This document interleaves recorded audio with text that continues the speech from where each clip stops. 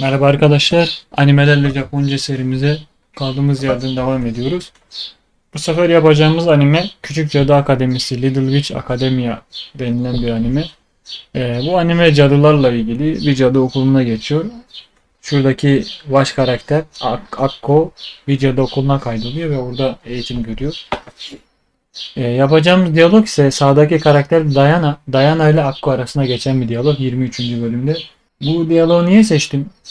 İkisi arasında sadece geçiyor diyalog. Çok akıcı bir şekilde ilerliyor konuşma. Genellikle Diana konuşuyor zaten. Ve asıl sebebi şu. Diana arkadaşlar soylu bir ailenin kızı. Akko ise sokakta büyümüş bir kız. Bundan dolayı da Diana böyle daha çok saygılı bir şekilde konuşuyor. Hani edepli bir şekilde. Akko ise sokak ağzıyla konuşuyor. Biraz da bunu az çok göreceğiz. Diana'nın konuşmalarını da göreceğiz. Yani sürekli Keigo kullanacak. O yüzden mesela Kenji Ogo'nun bir yapısını göreceğiz. Neler göreceğiz bu diyalogta? Arkadaşlar 4 tane Kenji Ogo dedik. Bunu göreceğiz. Sadece Kenji Ogo ne? Kendi fiillerimi alçaltırken kullanıyorum. Sadece kendi fiillerimle kullandığım bir yapı. Bir de Sureba Suruhodo var. Yaptıkça anlamı veren. Mesela işte seni gördükçe daha çok aşık oluyorum. Buraya geldikçe daha çok gelisim geliyor gibi cümlelerde kullanılıyor bu yapı. Tenokeru diye bir yapı kullanıyor. Sadece bir cümlede. Bu çok önemli değil. Şöyle önemli değil. Yani karşınıza çıkma ihtimali çok düşük. Benim de ilk defa burada geldi. En son M1'de falan görmüştüm çalışırken. O yüzden bunu bilmeseniz de unutsanız da çok önemli değil. Yani geldiği zaman yine karşınıza bakarsınız zaten. Marude kelimesi var. Bu arkadaşlar bunu yazmamın sebebi normalde Marude benzetmelerde kullanılıyor. Mesela yani aynı çocuk gibisin dediğimde Marude Kodomo no Yoda gibi kullanıyorum. Fakat burada göreceğimiz hiç tamamen hiç anlamı veren bir yapıda gelecek. Neyse en son yapacağımız sahneden önce arkadaşlar Akko morali bozuk böyle bir bankta içine çökmüş bir şekilde kollarını bağlamış. Bacaklarını içine doğru çekmiş bir şekilde oturuyordu. Diana ise hemen geliyor onu alıyor sohbet ediyor konuşmaya çalışıyor. Kafeye alıp kahve içiyorlar. Diana diyor ki Skoshi wa atatamarimashita ka? Biraz ısındın mı? Atatamaru kelimesi ısınmak demek. Skoshi de biraz demek değil. Vaidatı arkadaşlar niye burada gelmiş? Vaidatını burada da gördüğünüz gibi Skoshi burada zarf ve cümledeki zarfı en başa getirip onu ilk önce vurguluyor arkadaşlar. Vaidatının böyle bir görevi var. Cümlede herhangi bir öbeği nesne olur, özne olur fark etmez. Cümlenin en başına alıp onu vurgulayabiliyorsunuz. Mesela bunu kim yedi demek istesem Koreva darega tabetano. Koreva bunu kim yedi diye nesneyi başa getiriyorum. Wo almasına da gerek kalmıyor. Almasa da oluyor. Nesne alırken neyse. Kono samusa no naka. Bu soğuğun içinde. Bu soğukta. Anna tokoroni. Öyle bir yerde subarikonde içine çökmüş bir şekilde oturmana odorokimashita. Şaşırdım. Odorokimashita var. Burada şaşırdım ya burada da sebebini söylüyor arkadaşlar. Yani senin öyle bir yerde oturmandan dolayı şaşırdım diyor. Şu wa arkadaşlar kadınlar genellikle kullanıyor. Erkekler kullanamaz diye bir şey yok. Fakat genel olarak kullananlara baktığın zaman çoğu kadın ve cümleyi böyle daha çok zarif hale getiriyor. O da oturmaçta var ve çok sık kullanacak Diana bunu. Akko zaten kullanmıyor yani o sokak çocuğu olduğu için. Diyor ki Diana, Ashura sensei kara anata to shario no koto o okiki shimashita. Ashura Sensei'den diyor. Sen ve Shario'yu duydum. Hani meseleyi duydum. Sen ve Shario o meselesini duydum diyor. Akko ile Shario arasında bir mesele geçiyor arkadaşlar. Ondan bahsediyor. Shario Akko'nun hayran olduğu kişi fakat öğretmeni çıkıyor. Öğretmeni olduğu öğreniyor. Her gün gördüğü öğretmenin hayran olduğu kişi olduğunu öğreniyor ve birkaç daha mesele var. Gücünü vesaire kaybetmesinin sebebi bu öğretmeni. O yüzden Akko'nun morali bozuk. Seninle Shario arasında geçen meseleyi duydum diyor.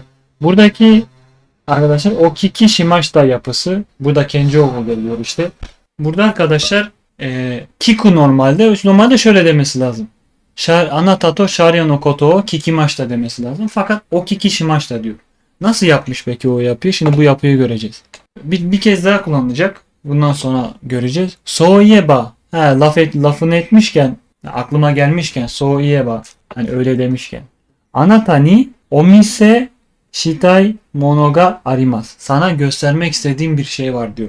Yine arkadaşlar misetai mono ga arimasu demiyor da Omise shitai diyor. Göstermek istediğim bir şey var. Şimdi gördünüz kiku fiilinde yaptı o kiki suru, miseru filminde yaptı o mise suru diye. Şimdi bu yapıyı görelim. Bu neymiş? Bu arkadaşlar ilk önce fiili masu haline sokup masuyu çıkartıyorsunuz. Tabemas mesela tabe. İşte kikimas kiki kalıyor. Veya miseru misemas mise kalıyor. Başına o getiriyorsunuz, sonra suru getirerek tekrar fiilin haline getiriyorsunuz. Fiil hale getiriyorsunuz. Yani fiili isme çeviriyor, sonra ismi tekrar fiile çeviriyor. Sonra başına o getiriyor. Mesela matsu omachi suru. Machimas omachi omachi suru. Okuru okurimas o okuri suru. Göndermek, işte beklemek. Shiraseru bildirmek. Shirasemas shirase o shirase suru. Yine benzer yapı büyük ihtimal gelecektir sonraki cümlelerde. Burada arkadaşlar sadece Kenjogo kullanıyor. Saygılı bir şekilde konuşmuş oluyor. Kendini alçaltarak. Evet. Sharyo no Premio no Kado. Diyor ki sana göstermek istediğim bir şey var. Bir tane kart gösteriyor ona. Sharyo'nun Premium kartı diyor. Bu kart Akko'da yoktu sadece. Bütün kartlar var ama sadece bu kart yok tabi. Ona bu kartı veriyor. Taşka kesinlikle diyor. Doğru ya diyor. Anata mo atsumete itano desine. Sen de topluyordun değil mi? Atsumeru toplamak. Akko diyor ki doğuşte neden dayanaga koreo. Sen neden sen bunu. Burada sen diye çevireceğim çünkü biz karşıdaki insanı gerek ismiyle hitap etmeyiz. Adam karşımda yani niye ismini söyleyeyim. Sen diye hitap ederiz ya da siz. Sen neden buna sahipsin diyor. Bu da fiil kullanmıyor fakat cümlenin nereye gitti belli olduğu için kullanmaya gerek yok. Yani gerek duymuyor. Sen neden buna sahipsin? Bu neden sende?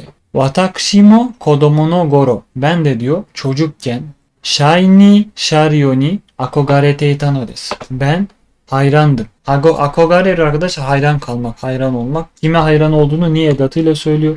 Ben Shiny Sharyo'ya hayrandım diyor çocukken. Akko diyor ki şaşırıyor. Dayana ga Sharyo ni sen Sharyo'ya mı hayrandın? Diana diyor ki Dayana muchu deshita. Arkadaşlar muchu yume no naka şeklinde düşünebilirsiniz gördüğünüz zaman. Hayalin içinde. Yani sürekli hayal ediyor kafasında işte bağımlı olmak demek.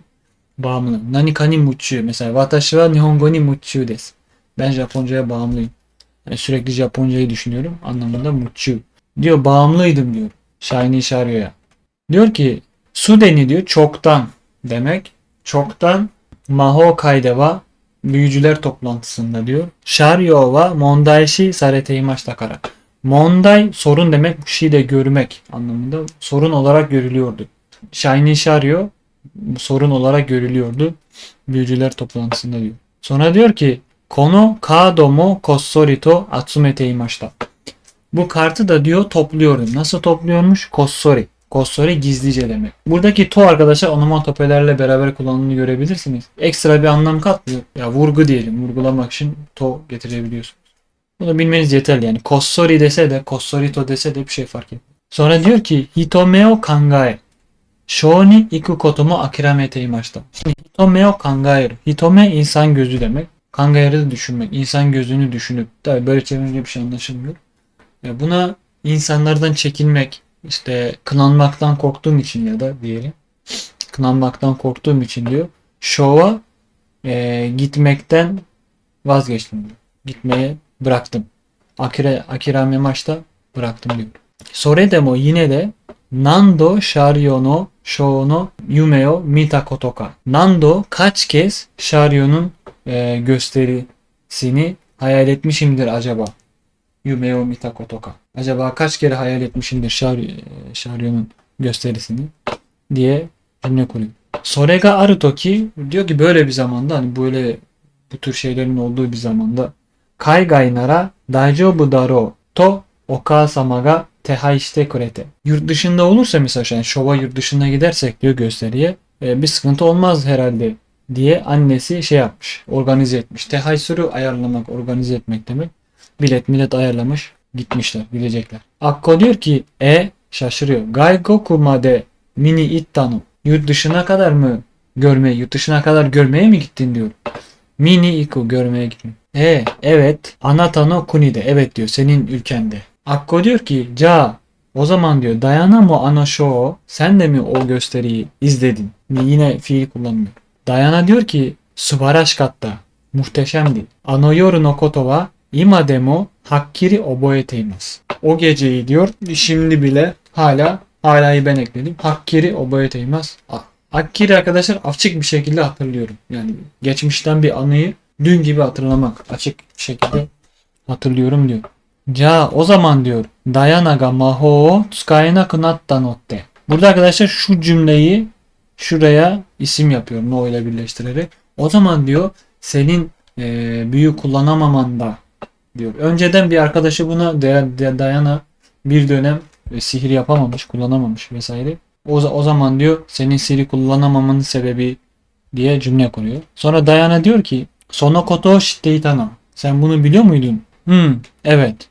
Andoryu ga mata mahou ga tsukaeru you ni naru made zettai ni akiramenai de gambatta koto mo. Yine cümleyi burada isim yapıyor. Şunu görebilirsiniz arkadaşlar. Mesela burada cümleyi no ile isim yaptı. Burada koto ile isim yaptı. Yani ikisiyle de isim yapılabiliyor. Andoryu burada itta diyecek normalde ama yine yüklemi kullanmıyor cümlede. Andoryu dedi ki diyor sihir yapabilmeye başlayana kadar Zettaini kesinlikle akiramenay'de pes etmeden gambatta kotomu gayret ettiğini, elinden geleni yaptığını da söyledi Andoryu. So deştaka. Demek öyle. Öyle miydi? Watakushi tachi ni okotta koto wa taşka ni fukou na jiko deşta. Arkadaşlar burada dikkat etmeniz gereken yer okoru. Yani mesela sana ne oldu ya da ona ne yaptın derken yok ona ne yaptın değil sana ne oldu? Nani ga atta no? Karenin nani ga atta? Ona ne oldu? Mesela burada da okoru kullanıyor. Yani böyle bir şey kullanmak istediğiniz zaman ya okoru ya da aru fiilini kullanabilirsiniz. Anata ni nani ga atta no? Sana ne oldu? Anata ni nani ga okotta no? Sana ne oldu? Burada da diyor ki bize olan şey taşkani gerçekten diyor fukou na jiko deşta. Talihsiz bir kazaydı. Fukou na jiko. Shikashi ama anata ni doujou wa shimasen. Sana acıdığın falan yok diyor. Sana acımıyorum. Doujou suru acıma. Üzülmek. Ushinatta chikara wa kaybettiğin gücü yine nesne arkadaşlar. Cümlenin nesnesi bu. O yüzden yani wo varmış gibi düşünün.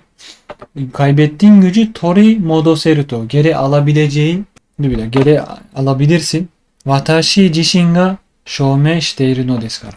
Benim kendim diyor. Shoumei shiteiru no desu kara kanıtlıyor. Benim kendi varlığım kanıtlıyor. Neyi kanıtlıyor? O da şu da söylüyor neyi kanıtladığını. To ile bağlamış. Kaybettiğin gücü geri alabileceğini benim kendi varlığım kanıtlıyor. Shoumei suru şuradaki kanıtlama. Şu Jishin arkadaşlar bunu şey yapıyor pekiştiriyor. Hani ben kendim yaptım diyor ya. Ben yaptım desem de aynı ben kendim yaptım desem. Ne? Oraya vurguluyor. Jishin'le. Sonra Akko diyor ki Sasuga Dayana. Sasuga Dayana. Ne diyor burada? Övüyor. İşte bizim Dayana diye çevirebiliriz ya da senden de bu beklenirdi zaten. Senden de tam bu beklenirdi. Yani olumlu anlamda. Tabun muhtemelen diyor. Tabun onaji yoni aynı şekilde saino o suwareta no ni.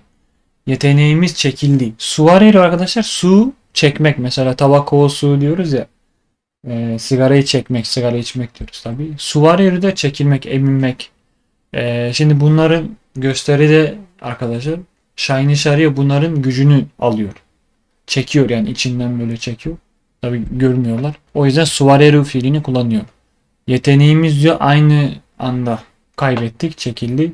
Çekilmesine rağmen diyor Dayana sen gambatte elinden geleni yapıp uğraşıp sugoi majo ni natta muhteşem bir cadı olun diyor. Nanoni buna rağmen diyor Atashi wa ben imadani şimdi bile imademo mada şimdi bile hala tobemo shinai. Buraya bakın arkadaşlar. Bu Kenjogo yapısında gördük ya hani fiil dedim ya fiili isme çeviriyor sonra yine fiile çeviriyor. O Kenjogo yapısı tabi. Bu Kenjogo değil fakat aynı mantık var. Fiili isme çeviriyor. Toberu, tobu, tobemo shinai. Toberu ebilmek arkadaşlar tobemas değil mi? Masu çekimi. Masu'yu kaldırıyor. Tobe oluyor.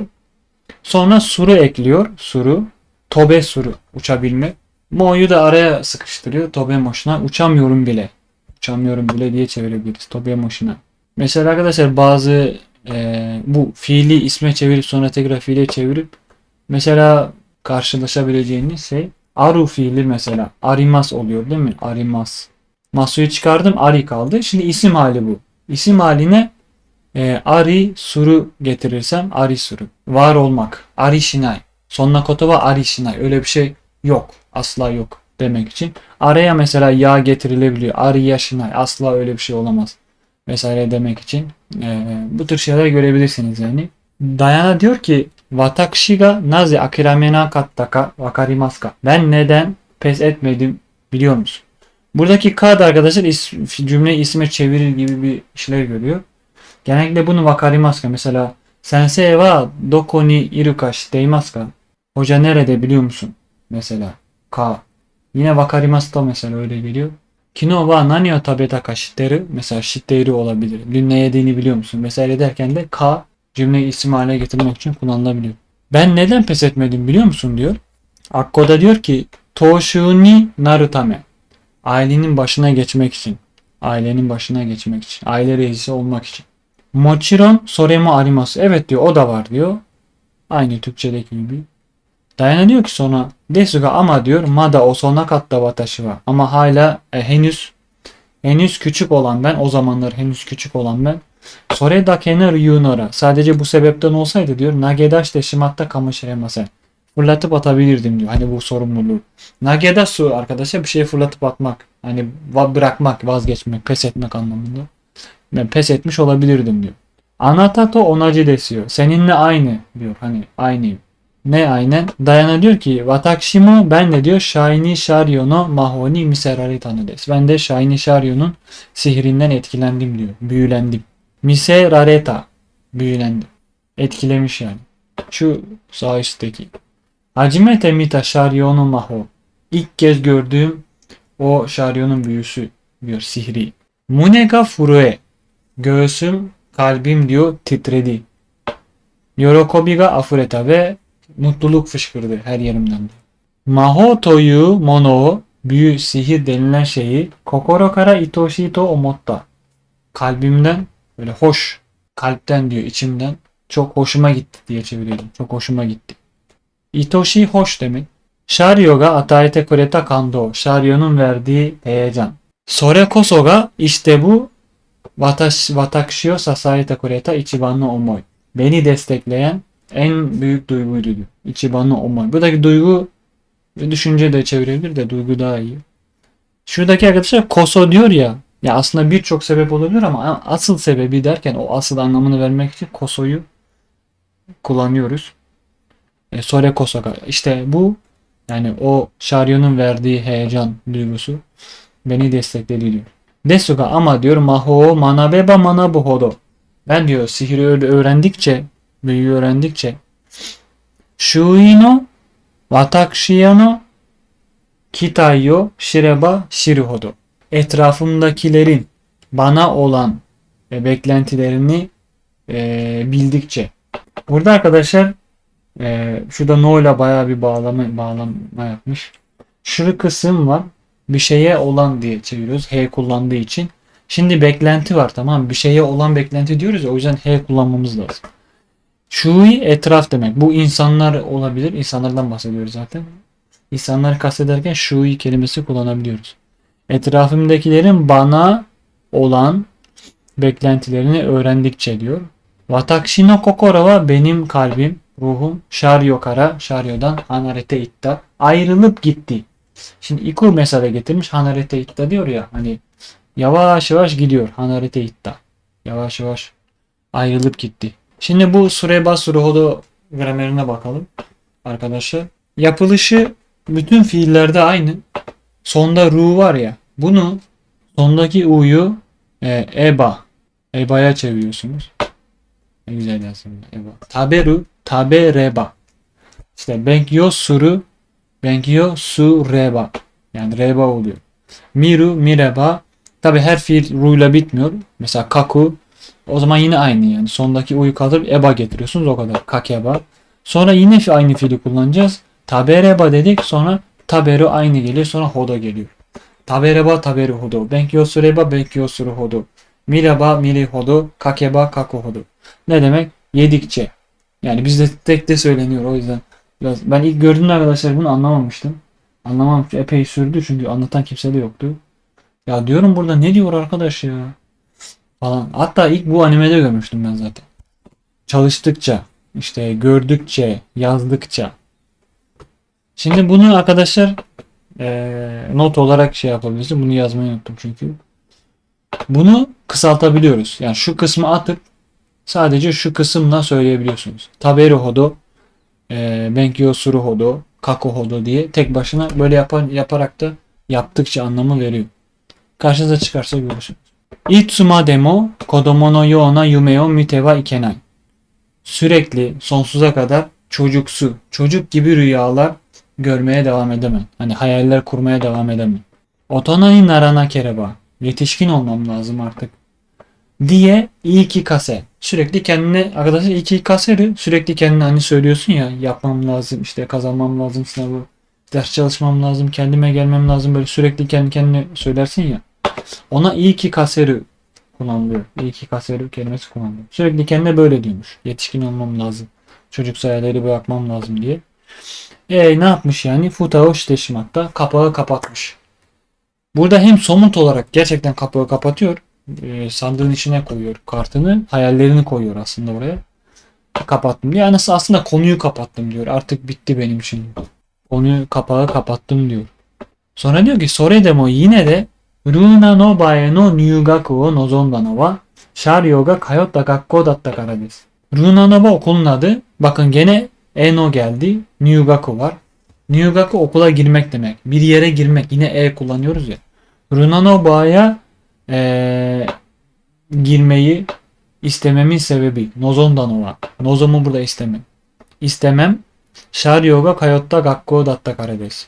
İstememin sebebi Sharyo'nun gittiği okul olduğundan dolayı diyor.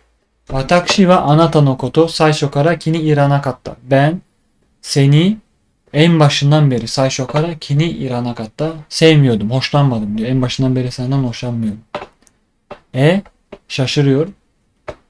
Sharyo ga suki. Sharyo'yu seviyorum falan diyordun etrafta sürekli. Etrafta sürekli Sharyo'yu seviyorum diyorsun. Ve mahomo benkyomu marude dame. Büyüde de diyor, derslerde de oldukça tamamıyla diyor beceriksizsin diyor. Şimdi burada arkadaşlar i mabaru var. Yu fiiline mabaru gelmiş. Bir fiile mabaru geliyor. Mesela çok basit örnek, anlayacağınız örnek söyleyeyim. Mesela etrafta koşturmak nasıl deriz Japonca'da? Bu yapıyı kullanacağız. Haşiri koşmak ya. Masu çekimini çıkartıp mawaru ekleyeceğim. Hashiri mawaru oluyor. Hashiri mawaru'nun etrafta koşturma diye işte. Yani iyi mawaru ne oluyor o zaman? Etrafta sürekli söylüyor. Ben Sharyo'yu seviyorum, ben Sharyo'yu seviyorum diye. Sen diye Sharyo'yu seviyorum deyip duruyorsun diyor. Yani derslerde de büyüde de diyor çok kötüsün. Oldukça kötüsün. Marude tamamıyla beceriksizsin diyor. Şimdi Marude'yi gördük mesela burada kullanımını. Birinci kullanımı basit. Marude kodomo no you na hito. Tıpkı çocuk gibi adam. Marude yume no yoda. Tıpkı bir hayal gibi diye benzetmelerde birinci kullanım bunlar. En çok bu karşınıza çıkacak arkadaşlar. İkincisi de çok nadiren çıkıyor. Ama yine de çıkabiliyor. Burada olduğu gibi. Marude wa karanai diyor mesela. Hiç anlamıyorum. Hiç anlamam. Sonna hanashi marude o hanashi naranai. Böyle bir konuşma hiç bahsedilmez mi? Bahsedilmeye değmez bile. Çok saçma. Marude deme tamamen başarısız, beceriksiz. İkinci kullanımda bu şekilde hiç veya tamamen şeklinde çevirebilirsiniz. Sonra diyor ki Dayana Ato saki mo kangaezu koudou shite hito ni meiwaku wo kakeru. Ato saki sonrasını da öncesini de diyor düşünmeden koudou shite hareket ediyorsun ve hito ni meiwaku wo kakeru. İnsanlara sıkıntı çıkarıyorsun. Keredo ama anata wa itsumo sen her zaman watashi ni dekinai koto o yatte noketa. Sen her zaman benim yapamadığım şeyi yaptın. Nasıl yapmış? Başarıyla yapmış. Başarıyla, güzellikle yapmış. Burada işte yatte nokeru. Nokeru'yu kullanmış yarı fiiliyle beraber. Bu yokeru neymiş? T çekimine geliyor fiilin. Mesela örnek yazmışız 2 tane. Kanojo wa pro demo. O profesyonel de olsa muzukashi kyoku o kantan ni utatte noketa. O profesyoneller için bile zor olan bir şarkıyı ustalıkla söyledi. Nasıl söyledi? Ustalıkla söyleyeyim. Şimdi arkadaşlar mesela şöyle düşünün. Sunum yapacağız. Şimdi ben kekeleyerek yapıyorum böyle işte sürekli takılıyorum vesaire. Bir de sen çıkıyorsun mesela takılmadan böyle akıcı bir şekilde insanlara böyle kendini kitleyerek anlatıyorsun. Ya senin için nokeru kullanabiliriz yani. Yatte noketa. İkinci cümle omotta koto heikide itten okeru diye kullanmış. Aklına gelin hiç çekinmeden kolayca söylemek. Yani ya kolayca ya da ustaşıkla yazmışız. Ustalıkla ya da kolaylıkla diye çevirilebilir ya da hiç şey yapmayın, çevirmeyin. Boş verin ya, bu gramer zaten en sıfır yazıyor. En sıfır gramer, en bir bile değil. Neyse öyle görmüş olduk. Anata no mahou ni wa fushigi na miryoku ga atta. Senin büyünde, sihrinde ilginç bir cazibelik vardı. Miryoku cazibedim. Watashi wa ben anata ga urayamashikatta. Bu ne arkadaşlar? Ben kıskandım diyor. Bu sıfat hali tabi. Biz fiil kullanıyoruz. Ben seni kıskandım. Dayana ga watashi o, sen beni mi? Diyor. Ima omaeba. Şimdi hatırladım da watashi ga Runa no ba o sarou to shita no mo anata kara nigetakatta no kamoshimasen. Şimdi hatırladım da diyor, benim Runa no ba okulundan kaçmaya çalışmam. Anata kara nigetakatta no kamoshimasen. Senden kaçmak istediğim için olabilir. Bu da arkadaşlar şu fiil var. Saru. Saru diye aslında. Bu gitmek demek. Hani mesela şöyle görebilirsiniz. O kalkıp gitti derken tachi satta. Tachi ayağa kalktı ve satta gitti. Çekip gitmek anlamında bu saru. Sadece gitmek değil.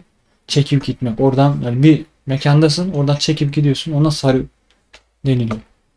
Anata ga watakushi yorimo, burada da karşılaştırma göreceğiz. Sen benden de Sharyo ni chikai sonzai toyu genchi tsukara. Yine kaçmak istediğim dedi ya.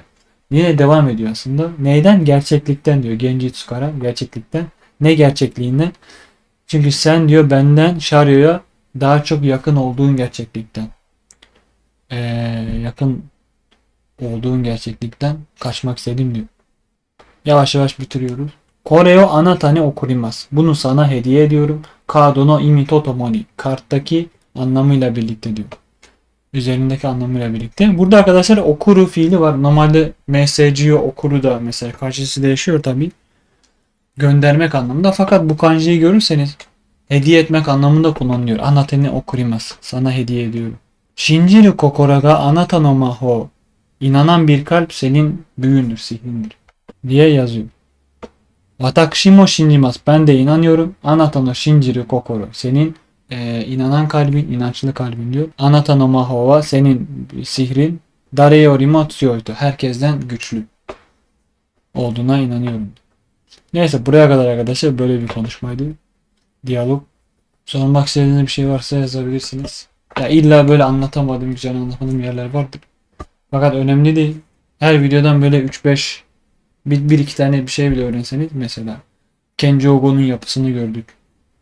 Marude kelimesinin ikinci kullanımını gördük. Vesaire. Buraya kadar, sonra görüşürüz.